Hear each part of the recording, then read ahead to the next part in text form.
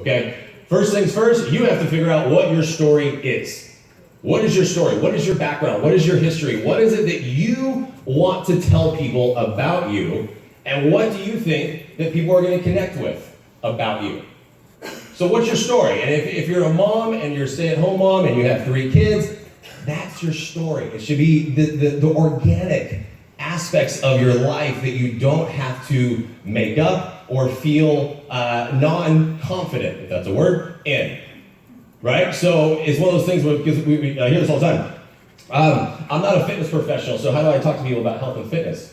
That part's easy, guys. The information's already there for you for health and fitness. You don't have to make it up. There is so much stuff on the web and everything that Beachbody does, and there's so many people that are way smarter than me, like nutritionists and PhDs and everything. That information is there. But your own personal story, nobody else has. And I promise you that there's hundreds and thousands of people that will connect with your personal story in some form or facet, because what they'll do is they'll find that thing that you talk to them that connects with them. So you have to figure out what your story is first. And then once you figure out what your story is, then you say, okay, who do I want to go after? Who do I want to tell my story to? Right? Your niche, I never say that word right. Your target market. Let's say target market instead of niche. Who's your target market? And then you're going to go after your target market. So once you figure those 2 things out, what's my story? Who's my target market? Then you can jump into the funnel. And we know what I say the funnel because we know what the purpose of a funnel is. You start at the top, like that, and it comes all the way down into a nice, organized fashion, right? And with this, we're looking for value. So we're going to use the funnel to create value in what we're doing. So the first thing that you throw into the funnel at the very, very top is called information. And information is exactly that. Once you figure out who your target market is, you're going to hammer them with information about specific things that speak to them, right? So, and this goes in the form of Facebook, Instagram, email. I'm on Amy's email list. I love seeing her emails because it's all information. And it's great, and I love seeing that stuff, and that's what you need to do. You want to hammer so much information to your target market that what that is going to do is that makes you the fitness expert. It becomes an expert in your field. And I'll use the example of Gold's Gym because I worked there for so long. That Gold's Gym started in 1965. They are the most recognized fitness brand in the world. They do not have the most gyms. They're not the biggest fitness company, but they're the most recognized brand name in the world. And the reason for that is because they have prided themselves, they have made themselves known, their motto, their stigma, everything about it is the authority on health and fitness since 1965. That's what they've done. And if you go to their website right now, they have what's called the Strength Exchange. It's free, you don't even have to be a member, and it has all of everything. Fitness guides, workout guides, nutrition facts, for free. You don't even have to be a member. So why do they do that? Because they have established themselves as the expert in their field. So once you're going through all this information, you're throwing all this information at your customers and your clients, then eventually, because we never know what the right time is, and Craig talked a little bit about it, Amy talked a little bit about it, is it's all about timing. You have no idea when the right time that this person over here that's looking at all this information is going to be ready to take the next step. You're hoping, you're expecting, for a lot of times you expect it, you throw a post out there, and you get like 3 likes the first time. And you're like, well, that didn't work. Well, it did work. You just have to keep throwing it out there. So if you ever put this stuff out, this is my little caveat to this part of it, is if you ever start throwing information out expecting a response, expecting reciprocation the very first time, or the second time, or the third time, if you ever throw it out expecting a response, you don't get it, you're going to be disappointed. You say, this sucks, it doesn't work. Right? It's like saying, hey, I want to be a top 10 coach. I want to make $7,000 a month, and your first check is $7. Takes time. So you have to put the effort into it. So once you're doing that and you're throwing the information out, this is the utopia of the fitness funnels. We're gonna fast forward and say, you've been throwing information out and now they're ready. So now this person has finally decided, you know what? Okay, it's the right time in my life. I feel like I want to start working out, but I really know where to start. But hey, Amy has been throwing all this stuff out. She seems that she knows what she's talking about. Maybe I should reach out to her.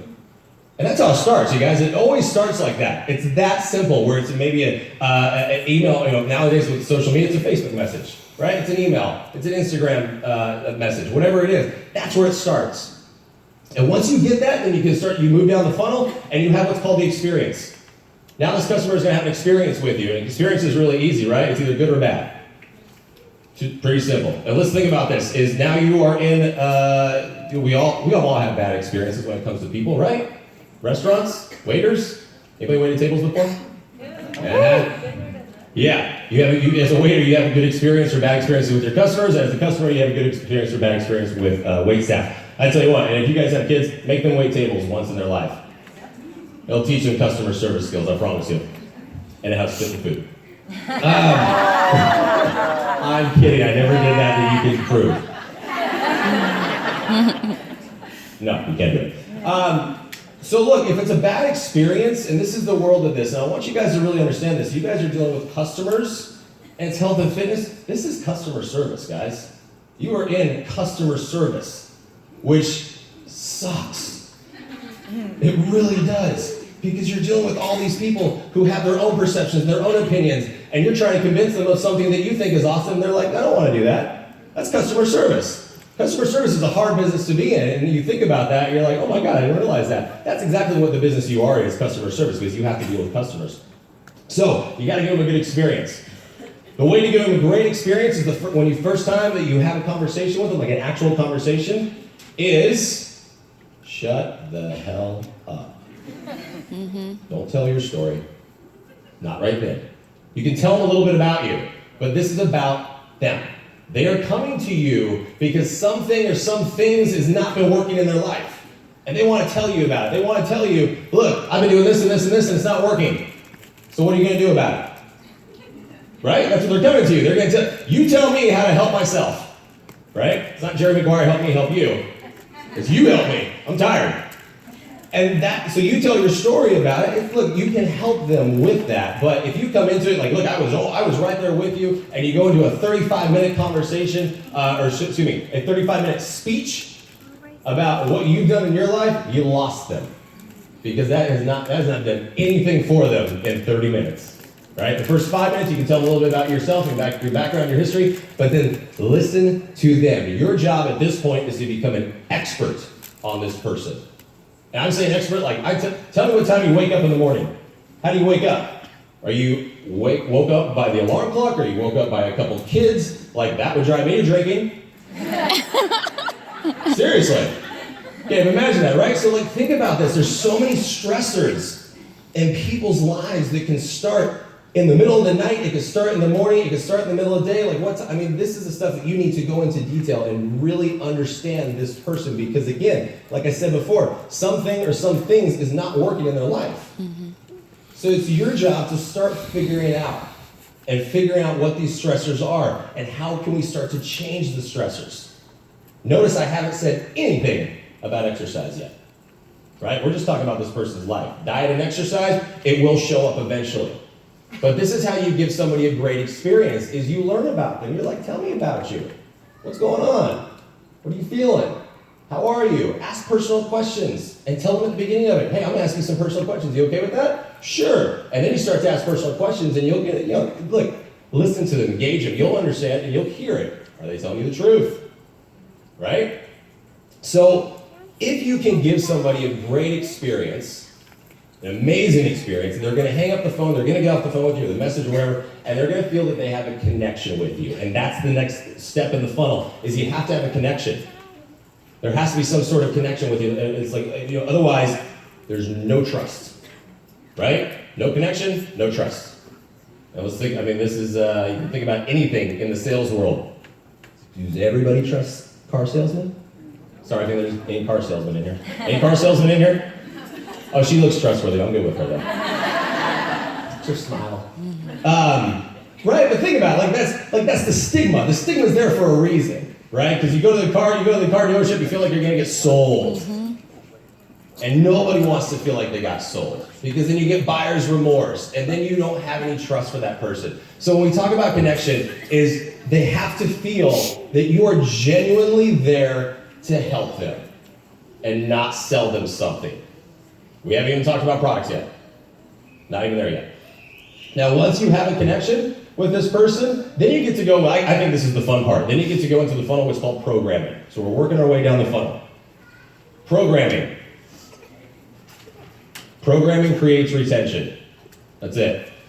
We know that there's a retention problem in the world of health and fitness, and we know there's a retention problem in keeping coaches, and we know there's a retention problem in keeping people in the gym. The attrition is horrible.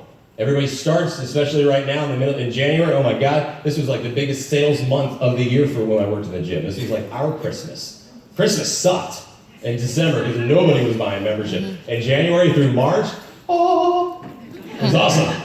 We just sat back and just let people come in. We didn't have to do anything. It was amazing. And you're probably going to get a lot more messages in the next 3 months than you will probably throughout the year. Just how it happens.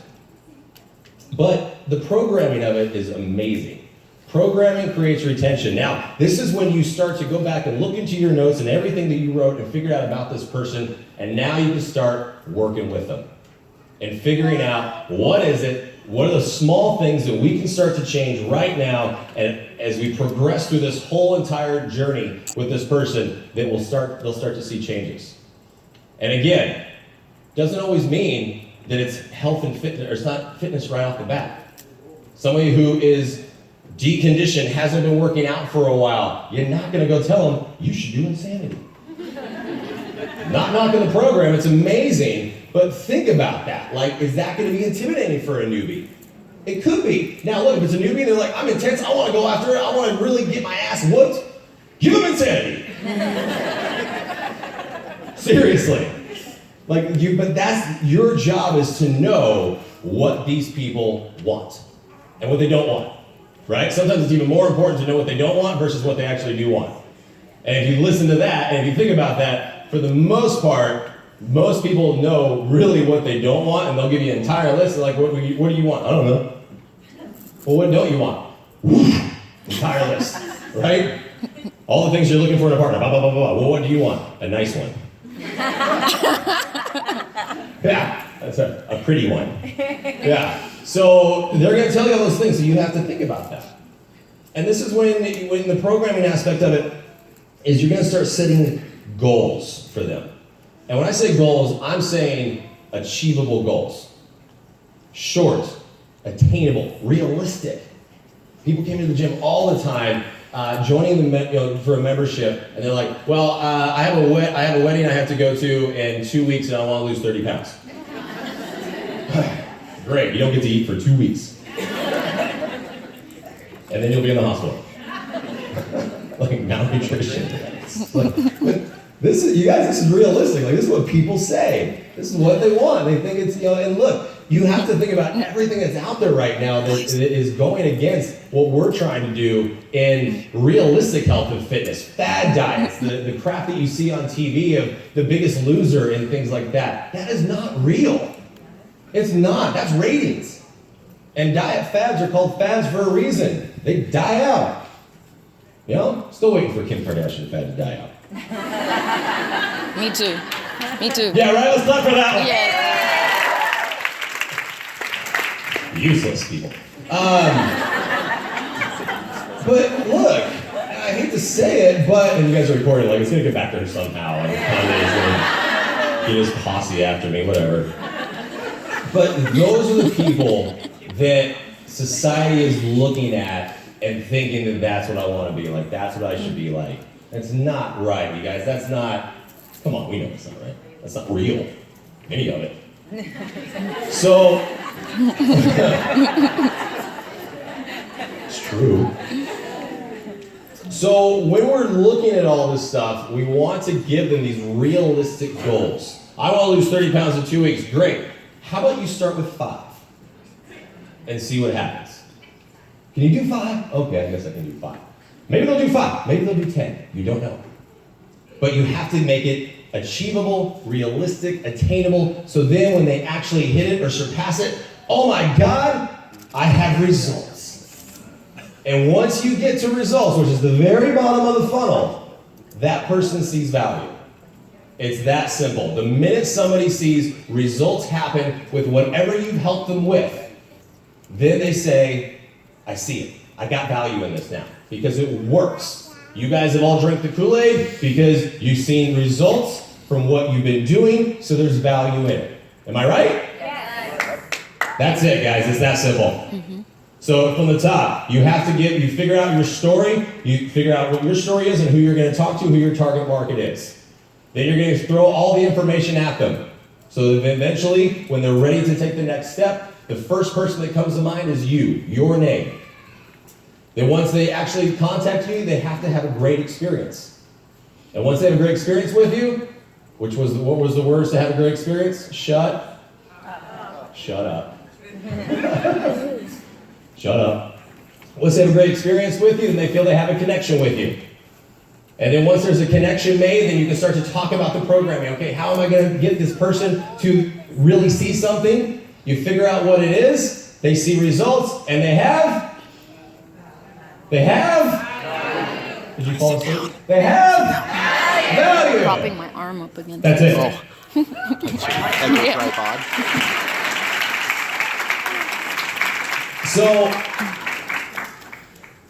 in summation, no, that was a sum. So, look, there are so many amazing things that Beachbody offers in terms of all the tools for you to do this. And Amy just did an amazing personal development aspect of this about how to better your life, right?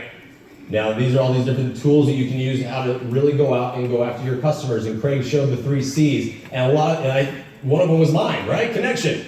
It's funny, like we're all on the same page here, huh? Interesting. It's almost like we. I didn't even see your slide. I know. I didn't even know you had that slide up there. I was like, nice, stole it. Kidding. But there's so many tools, guys. There's so much information out there. All you need to do is repurpose it for what you're doing, for what you're working on. Don't try to do it like somebody else. How are you going to do it to make it unique, make it you, make it personal? Amy, again, use that example because I get the emails, right? And I follow her and Kevin on Instagram, and I love seeing what they're doing. It's their life. It's their life. That's it. That's what people want to see is your life, not hashtag fitness. There's a lot of hashtag fitnesses. And we know that all the people on Instagram that have the biggest followers are the ones that show the most skin. And unless you want to do that, let me know. I'll follow you. Okay. Talking to guys. No, I'm kidding. I have to say that so I don't get in trouble. But think about that again. What are you going to do? Like, I don't have 100,000. I don't even have 100,000. I only have 50,000 followers on Instagram. You know? I don't have 50,000. So follow me on Instagram if you're not. Well, I don't have that many followers, but you know what? The followers that you have follow me. There's engagement, and I look at Instagram is all about buying followers and all these different things. And I look at some of the iconic health and fitness people who show all the skin and stuff like that. If you look at the engagement, it's really not there. They have 75,000 Instagram followers, and I have more engagement on my pages than they do. It's about the engagement, guys. It's about are these people actually paying attention to you, or are they actually following you and your story? So look at everything that Beachbody has to offer. There's so much stuff. There's so much information out there. All the FAQs on the back office. I've, the past 6 months, I've read every single thing on the back office that you coaches have, and there's a lot. Yeah. There's a lot. I mean, I was like, wow. Use it, right? Use it. Repurpose it. Take the scripts. There's scripts there if you didn't know it, and make it your own voice. That's what actors do. They memorize the script and they make it their own. That's it. Cool? Yes. All right, you want to work out now?